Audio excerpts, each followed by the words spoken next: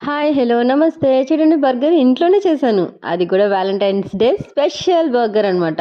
Food same ఆలోచిస్తారు. ఫుడ్‌లో ఏం స్పెషల్ చేయగలం అని ఆలోచిస్తారు.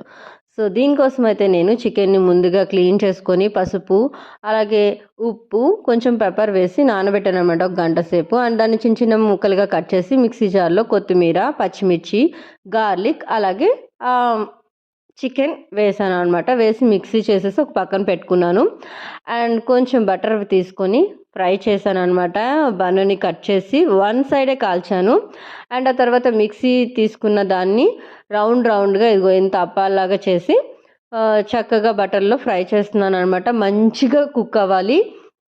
సో, అది కుక్ అయ్యేలోపు మనం ఇంకొకటి రెడీ చేసుకుందాం. దీనికోసమైతే టమాటో కెచప్, మెయిని, అలాగే కొంచెం కారం వేసి మంచిగా కలిపేయండి. అండ్ అవి ఉంటాయి కదా! పిజ్జాతో పాటు వస్తాయి. అవి ఇప్పుడు ప్రెజెంట్ అయితే నా దగ్గర లేవు. అవి ఉంటే అవి కూడా మిక్స్ చేయండి. చాలా బాగుంటుంది.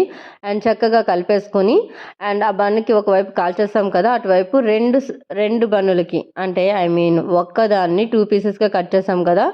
2 సైడ్‌లు ఇలాగా దీనికి ఇలా రాయాలి. అండ్ సెకండ్ పీస్‌కి కూడా రాసేయాలనమాట. అండ్ దీనికోసం అయితే పిజ్జా స్లైస్ ఉంటది. చీజ్ స్లైస్ ఉంటది. అది యూజ్ చేస్తే చాలా ఈజీగా అయిపోతుంది. కానీ నా దగ్గర ప్రెజెంట్ అది లేదు. సో, అందుకని నా దగ్గర ఉన్న చీజ్‌ని గ్రైండ్ చేసేసాననమాట ఇలా రెండిట్లికి. అండ్ ఇదైతే మంచిగా కుక్ అయిపోయింది.